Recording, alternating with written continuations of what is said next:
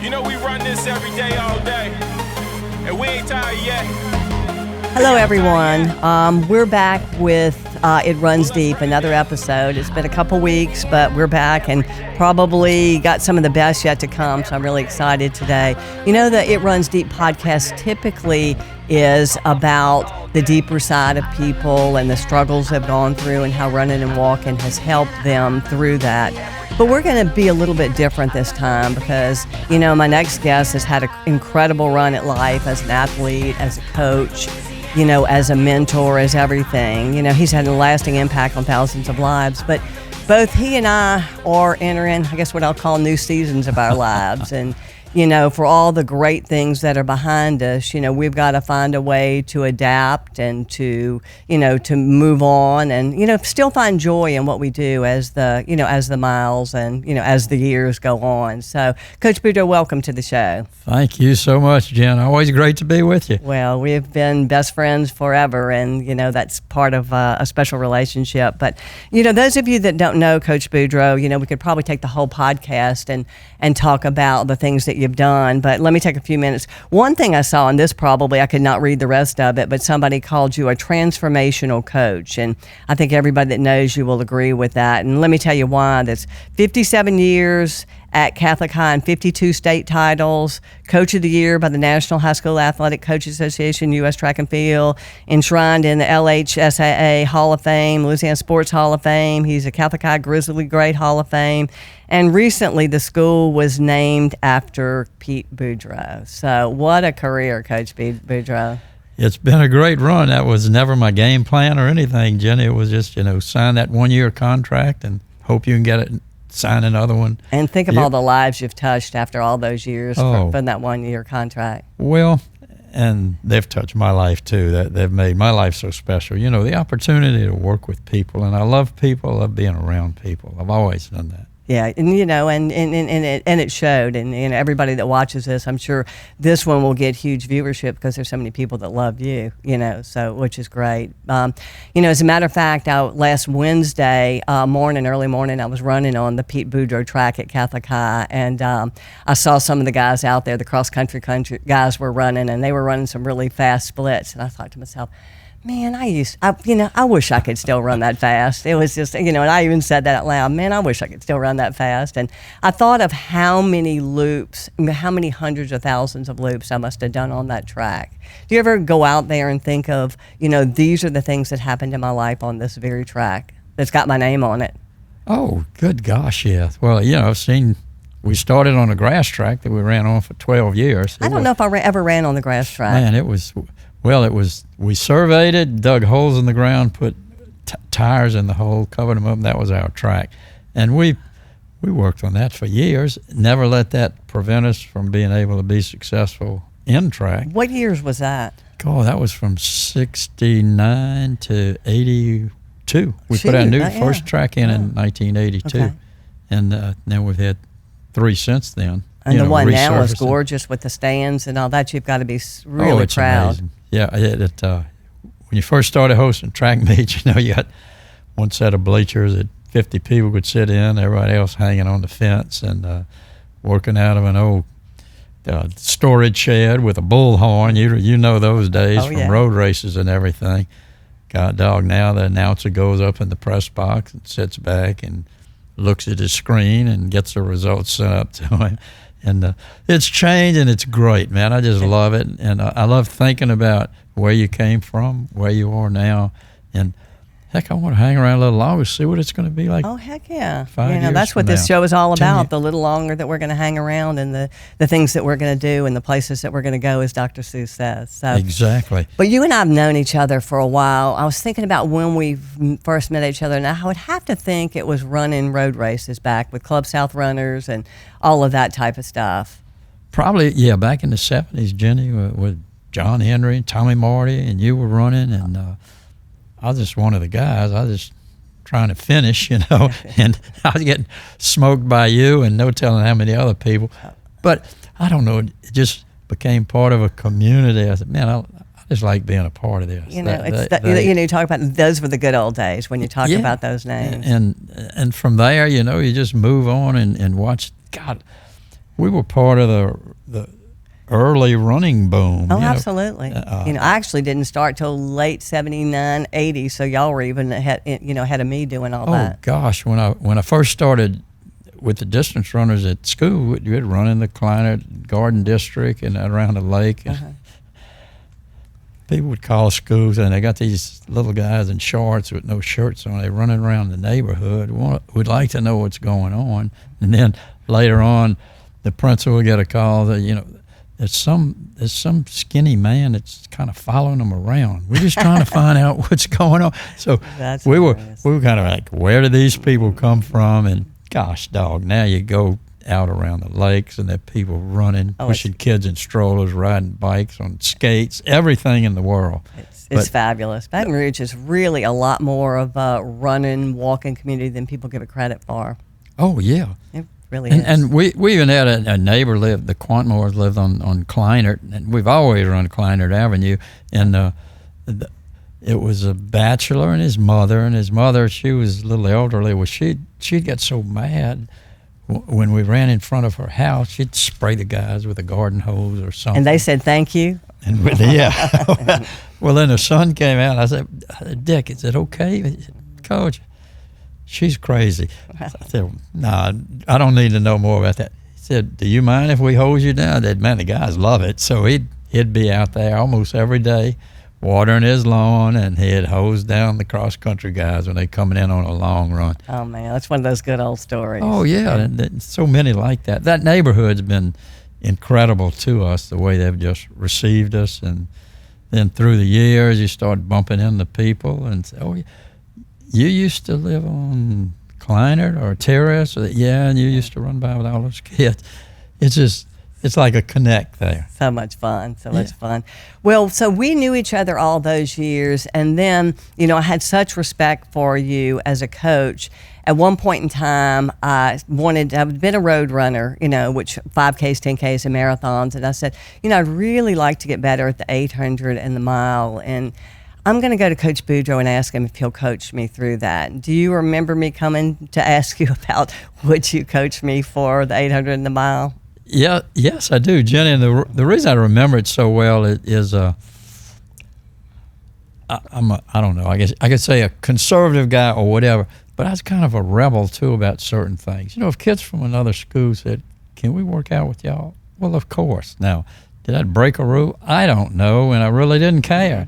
They enjoyed running, and so when you came and you asked me if you could train with us, and it's like, all aboard, come on. But I never even thought, wait, she's a female. Wait, that's and she's girl. a 33-year-old female. I just would think he's going to think I'm crazy. I'm 33 years old, and these are high school kids, and this is the coach to the stars, and here I am. I never even had a second thought other than, hey, another person will add to the group. And what was great about it, I think, is the kids I had running then, Trey Henry and Kerry Rome and Kevin Burks and Colin Catali, they just took you in with open arms. Man, Jenny was just one of the boys, so to speak. They did. And they still are such good friends. As a matter of fact, we all had lunch at Jay's Barbecue recently, Coach Boudreaux and all the guys and stuff, But I remember going out there that first day on the track, and I guess it was kind of a baseline run, wanting to see where we are. And I'm thinking, oh my God, Jenny, you cannot humiliate yourself. Coach Boudreaux's been so nice, you got to at least hang on. And I remember going through that first mile, and we ran something like 4:56, and it's like, oh my God, that was like a race for me. It was just, but I could not humiliate myself. And then you blow the whistle, we rest for a couple of minutes. She goes, okay, we're doing it again. And I'm thinking, what have I gotten myself into? But the thing is, I hung on, and I was so much better for it. Well, the thing is, until you do something like that, if you just talk about it, it sounds, I said, well, that's stupid, man. I don't know why can do stuff like that. Then all of a sudden, you start doing it. And then all of a sudden, you get motivated that, shoot, I think I can do that. And I think I can do them a little bit faster even. And then you have the guys out there, they, in spite of what they said, and they loved having you out there, it was still like, man, we can't let this lady just keep kicking our tails. We gotta up our game too. Yeah, So it was great competition. It was a great thing. It was so great. It really was. And we were talking about it, that team of guys was mostly undefeated throughout their careers. I think you said they had one loss to a Alabama team. They finished second one time. Yeah, they were very good, and not all of them were experienced runners when we got them. In fact, Trey was probably the only one that had ever really run before. The others was guys that showed up and got in the program, and all of a sudden they started making progress, and next thing you turn around and wow, these guys are going to be pretty good. That's incredible, undefeated. Hey, that's when I was training with him, just saying, That might have been the difference, Jenny. You put him over the hump. I doubt it seriously, but it was so much fun to do that. It really was. So, so the thing is that now we're beginning to evolve, and, when people will come talk to me about my running career, and I say, well, all that's in the rearview mirror, and I mean that hopefully in a positive way. My rearview mirror is just an absolute, extravaganza of things that I've done and I've loved in my life. How about yours? Tell me about when you look in the rearview mirror. Oh, it's the exact same thing.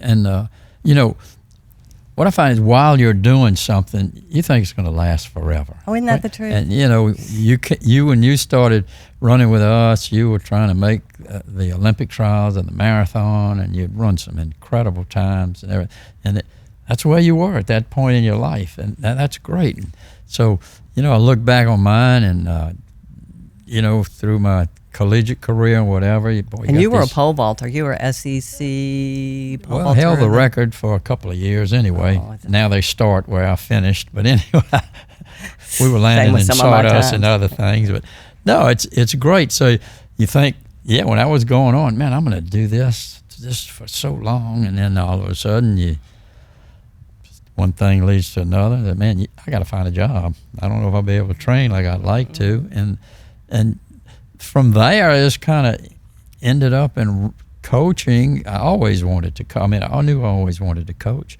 But then when I started coaching, I went to a clinic, which I always went to clinics just to hear people talk. And Vern Wolf, coach at Southern Cal, he started talking about, he said, every high school ought to have 3 or 4 guys that run 4:40 or better in the mile. Jeez. Are you kidding me? I don't have one that can run 5 minutes. So, man, I bent his ear a little bit, and it made me think. I said, wait, that was my starting point with distance runners. Then he talked about the importance of having a cross country team in the fall. You had to do that if you want to get distance runners, and man, I just remember one of my early years, one of my kids ran you're going to laugh at this, he ran like a 5:12 mile.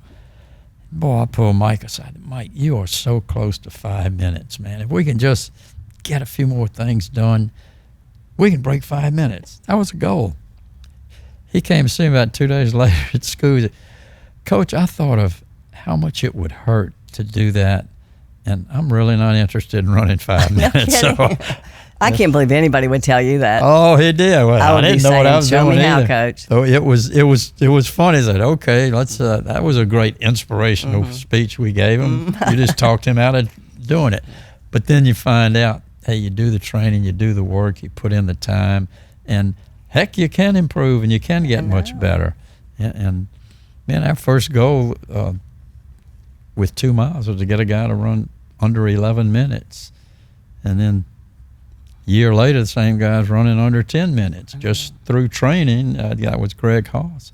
He and Delario Williams both. But they were fabulous runners. It's just you don't know it at the time, and that's what's great about the profession, and it's great about running. You never know. You might have some little freshman out there, and you think, he'll never do anything. Man, he's got nothing going for him. And then all of a sudden, they just stay with you, and they start progressing. Then they start running fairly well, and they run really well. And I use, excuse my talking so much, but I use one. I always tell the freshmen the first time they ever try a 2 mile time trial on the Kleinert, I said, guys, we had a guy that ran for us, and the first time he ever ran this as a freshman, he ran 14 minutes. That's pretty darn slow. said 3 years later he was a state champion in cross country and the indoor champion at 800 and the outdoor champion at 1600, 3200. Wasn't because I was a great coach or anything. He just, man, he latched on to it and he decided, shoot, I think I want to be pretty good. And then he found out he was darn good and, you know, had a nice running career at LSU.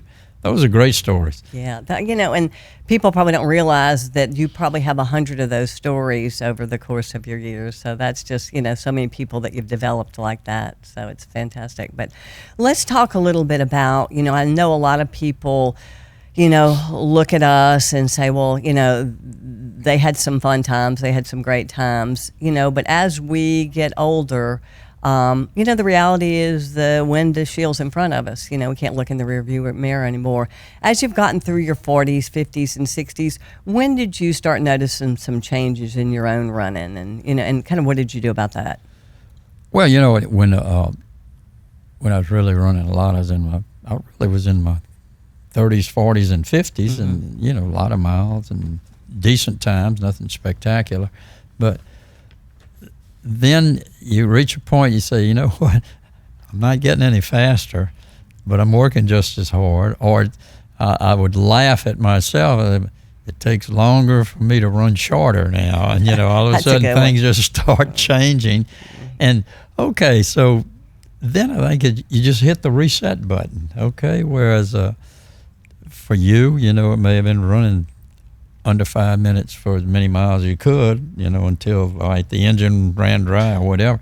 But for me, it was, whatever I do, I can stay under a 6 minute pace. And then later on, it became a 6:30 pace. And then as I got into my 60s and on, well, if I can stay under 7 minutes. And that was okay. I'm okay. Yeah. And you learn to be okay with it. It's kind of a slap of reality in the face every now and then. But you know what? You get to where you're okay with it, or you have to be able to accept the fact that it's going to happen. I think I would have to say in my mid-40s is where I started noticing I can't quite run as fast. You know, I mean, I could still get out there and, you know, and do some great workouts, stuff like that. But it's where, you know, maybe my time started to drop off, you know. But I was a master's runner then, so, you know, what I was doing was just fine. But I think it was probably my mid-40s. And into my 50s, I may have slowed down a little bit more. And, you know, and just like you, sort of accepted the reality of, you know, I'm so fortunate still to be out here running, doing what I love, that, you know, the slowing down is no big deal. Well, it's funny because while you're going through it, man, you're in your 40s and you're running your Masters races and you look like, God dang, man, excuse me. That's okay. This is an important man. But I'd be going and you're looking around, God, that guy just turned 45, man. He's a young punk, man. I'm almost 50. That isn't fair. Yeah. But then you just, all right, let me try to do what I can do and try to do a little bit better. And then, as you say, you change your goals. But, you know, with me, I always ran with the guys that I coach, especially on the long run days. You did. You're out there all the time. And I did that for a long, long time, probably until I was in my 50s or even early 60s. But then it's like, whew, if I can get someone like Trey to help me. Trey, can you run with the guys in the front? I'll kind of stay with the guys in the middle. And we got there. And then that was a good role for you to have. Oh, you know, for you to heck yeah. transition. And then on the final leg of that journey has got to where, look, I'll start the last group and I'll make sure everybody comes back. So you go from running with the top of the group to the back of the group, but in the time you get to interact with all of them, and heck, they all special. I mean, anybody that'll come out and do something like running to me, and just do it every day, and they know they're not going to get a medal, they're not going to win a race, and they keep coming every day. Man, I love those guys. Yeah, you know, and that's what I want this show to do, is to encourage people that despite whatever the age they are, that, you know, it's no big deal. I mean, I think I was telling you that, you know, a couple months ago I turned a special digit in August, and so I said, okay, so, you know, this is what life for me moving forward is. And so I said, well, you know what I'm going to do? So we booked a flight. We flew to New York City. We checked into a bougie hotel. We went to an NFL preseason game, the U.S. Open tennis, sat 3 rows up from Alcaraz, the Yankees game in the afternoon, and got tickets in the Busch Garden party area, went to the museum, ran Central Park, and did a Broadway show. So I said, okay, if I'm going to turn a digit, this is what my life is going to look like moving that's forward. like the whole bucket on the bucket list on a weekend. And it's kind of interesting. A couple of weeks ago, I saw on an NFL show, of all things, that somebody said, you got to live your energy, not your age. And I thought, that's something I hope I embrace moving forward, that we all live our energy and not our age. And so, I put it in speed form that weekend. But well, I think, you can think of a lot of people in your life, I just remember one of our teachers saying something about another teacher one day. He said, she's only in her 50s, but she's very old in her own. She's an old person. I'm thinking, dang, I don't want to ever be that way. But I think of people that I've known, into their 70s, 80s, 90s. They're just so much energy, and man, they just motivate you. It's I know. How do they do that? And you being one, and I hope I continue. I mean, I'm acting like I'm a 35 until I'm not 35 in my workouts, and so Sometimes you reach those points, people, that guy, every time I see guys that come back to school or something, Coach, you're still running? I said, no, I got up to 80 plus, and the knees finally said, we quit. You can try, we ain't going anymore. So, okay, I got to walk. But that's okay. Yeah, and there's some realities, but the thing is that, like I said, as we find ways to keep finding joy in what we do and adapt. And, I even know for myself, I get real disappointed in myself when I tell people that I really don't have any interest in running the full marathon anymore. And so, I don't, and I just don't know why, because there was a day, and Trey Hendry sent me a clip in the other day, that I would register for Baton Rouge Beach Marathon on Friday night and run with John Hendry the full marathon the next day. I mean, that was the way it was back then. And here I'm saying, but then I have to have this little internal conversation with myself. Jenny, it's okay if you don't run full marathons anymore. You've been doing this for 45 years. You've probably run 50 marathons. And I had this little conversation, and I go off the next day, and this fun group of people is going to Tokyo to run a marathon. It's like, oh, I want to run a marathon, but I don't, so it's, you still have these battles with yourself. You really want to be your former self a lot of times, but it's okay. No, it's all right. And it's something you have to be able to accept. It's not fun, if it's an injury or if it's just aging or it's just whatever, you reach little milestones, and we're all going denial for a little while. No, my knees don't really hurt. I think I will run another marathon. And I don't know, you say, well, if I'm going to do that, I got to train for it. I'm not going to embarrass myself. Thing. And then that's exactly it. You start training the type of training you need to do, say, to run a marathon. I just don't know if I have the time for that, and I don't know if I have the energy for it. I'll run a half. I'll run a 10K. That could have come out of my mouth, because that's kind of exactly it, I'll let you know. But it's been great. And I know that, you had such a long career, and you did have to have joint replacement, which many people do, even much younger than you. And, the good thing about modern medicine is that, now they actually encourage people to be active after joint replacements. Our friend Mark Fay, who I talked to and told him that you were going to be on the show, he's a physical therapist that's moved to Florida. His mantra is motion is lotion, and I know he worked with you. Tell us about your knee replacement and how, somebody with joint replacement, there's a lot of promise on the other side of it for movement. Well, I think it's something you can't be afraid of it. It's when I looked at the pictures of my knee and I guess that thing does need to be replaced. It's a mess. But Kevin Richey was my doctor, and Kevin said, Coach, I'm not pushing for surgery. I said, we can try injections or whatever. I said, we've done that, man. It doesn't work anyway. He said, well, you'll know. And I was in the office. I said, I know. I'm ready. Yeah, that's what they said. So, again, I was probably putting that off a couple of years. Just, let me just keep trying to keep on keeping on. As I'm sure a lot of people do, put that off. Heck because yeah. I'm in surgery. But shoot, had the surgery done in the morning. That afternoon, we're doing rehab, and I don't know. I'm kind of a nut in that respect. Gee, bring it on, man. I'm ready. A good nut. You know, people that did it hurt. Yeah, it hurt, but so what? It's just pain. It's going to eventually go away. And God, when I got with Mark and them and physical therapy, it was. I love the way they're just like coaches. They're going to push you. They're not going to ask you to do something impossible. And that's what I always say. I said, I don't care what you ask me to do.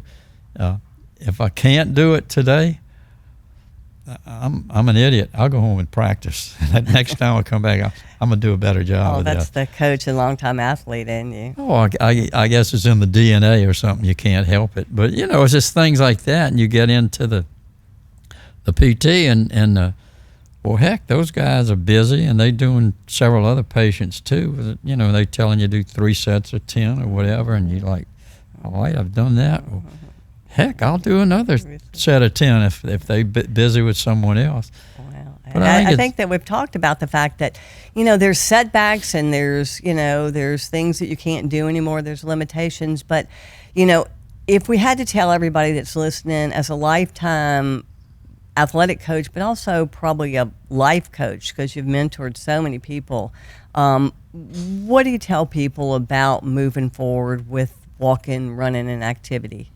Well, you've got to have some goals. You got to have something that you want to do. And I'm not trying to give him a medical background because it's really very short, but I had a very severe back infection that I was in the hospital for quite some time, about 1.5 years ago. But when I started that PT, I couldn't even walk. I literally could not walk. Yeah, I remember that. And they would put me in a walker, and somebody would follow me around with a chair, and I couldn't take but a couple of steps to begin with. But I remember my occupational therapist, and this just stuck in my head. She said, "Do you have any goals?" Yes. She said, "Well, I said, "I want to get out of here, and I want to walk again. And I want to go back to work, and I want to work in my yard." So it was just things like that. It's like, man, they motivated me. You know, every day you're working, struggling, fighting. It's like, gee, it's for a cause. It's for a reason. And I think that's what's so important. It's almost like you got to have a reason for living. Yeah. You know, anybody can just sit down and do nothing and let the world go by, but no, I can't do that. I don't think the old athlete in us ever goes away, or at least let's just hope that it doesn't ever go away. Well, it is that way, and at the same time, when I go to the Y now, I go about 4 days a week, and I'll always walk and do some exercise, do some walk, and then listen, everybody, how much he's doing. Oh yeah, and I'll be walking around, and I'm thinking, man, that lady just passed me again. she doesn't look in really good shape. I'm embarrassed. So it's those kind of things. They're good for you. They kind of motivate you, and you got to understand. All right, I can't go with the young pups anymore, but I can push myself to the max. That's for sure. Yeah, you don't ever have to quit doing that, or I don't think.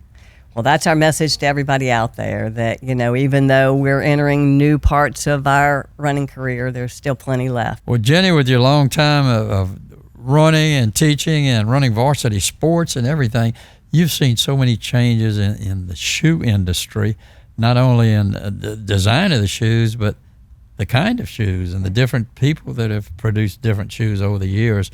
What's the new thing now? What are those you have on today? This actually is called a Tracksmith shoe.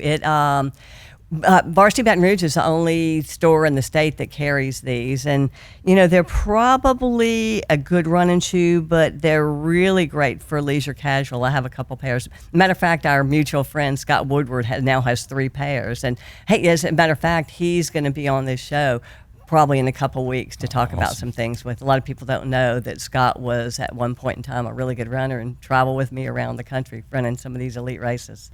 Thank you so much for being here, Coach. And this is that point in time where I do my running shorts, you know, life lessons on the run. And this one actually includes you because I talked a couple episodes ago about, you know, running the 800 at LSU that you had coached me for. So this was my chance to get out there and try it out. And I was so nervous. You remember being there then? Yes, I was. I remember it like it was yesterday. I was like a proud papa out there, man. Oh, it was just, and I don't know if you remember, and I told people that were listening that, I was really kind of self-conscious, didn't feel like I belonged there. And we went through that first lap in like 61, and I had a crisis of consciousness. I don't know if you remember that. Knowing you remember everybody split. And I saw you on the sideline, and so and it ended up being a good result for me. But I guess the thing for this one, they've heard that story, but you were there. You were there back probably 35 years ago, and you're here for me now. And I think my life lesson, and could probably make me tear up a little bit, is that the people you meet through running or walking or athletics are lifetime friends, and they're there for you 35 years ago, and you're here for me today. Hey, Jenny, you never know how much you've meant to me in my life. Oh. Just to know Jenny Peters and consider her a special friend makes my life Coach special. Boudreaux, back at you. I love you. I love you too, babe. Well, thanks everybody. We appreciate everybody tuning in, and we'll see everybody next time.